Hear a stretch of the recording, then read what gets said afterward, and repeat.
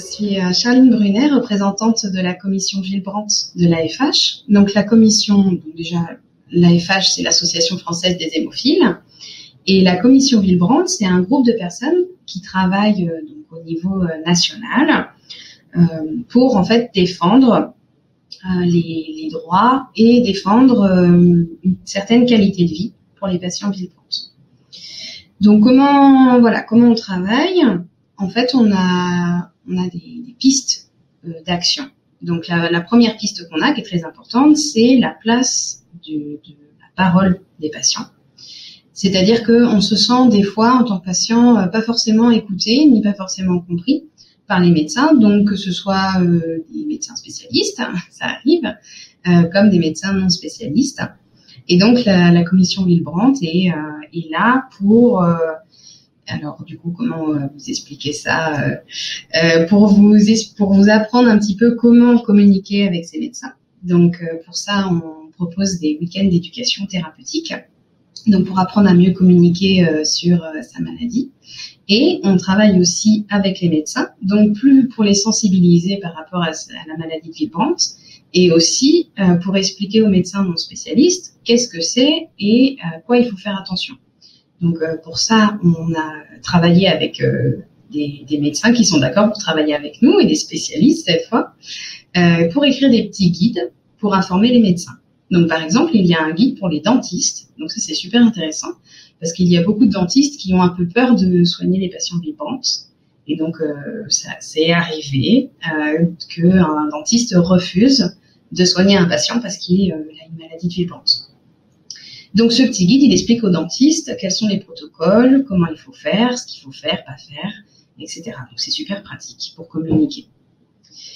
Donc, ça, c'est pour expliquer, pour vous faire un petit peu entendre.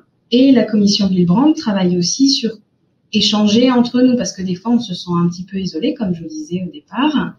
C'est une maladie rare, peu connue, même des fois nous on la connaît pas très bien non plus, et on sait pas toujours comment bien réagir. Donc face aux urgences, quand on part en vacances, qu'est-ce qu'il nous faut? Et donc il y a des groupes d'échange pour discuter. Donc on a un groupe Facebook notamment, où ça permet d'échanger entre nous. Et toujours pendant ces week-ends d'éducation thérapeutique, pendant ces actions d'éducation thérapeutique, on vous apprend les bons gestes, les petites astuces pour préparer un voyage, pour l'école, sur plein de thématiques du quotidien. Donc voilà ce qu'on a comme action à la commission Villebrandt. Donc on essaye de faire connaître la maladie de Villebrandt et aussi de vous donner des petites pistes et de donner un espace d'échange et de discussion sur différents sujets. Qu'est-ce que je pourrais vous dire d'autre? Donc, on essaye aussi, donc avec la commission, de développer le côté recherche. Donc, je ne sais pas si vous avez eu l'occasion de regarder la plénière sur le sujet lors du congrès national de l'AFH.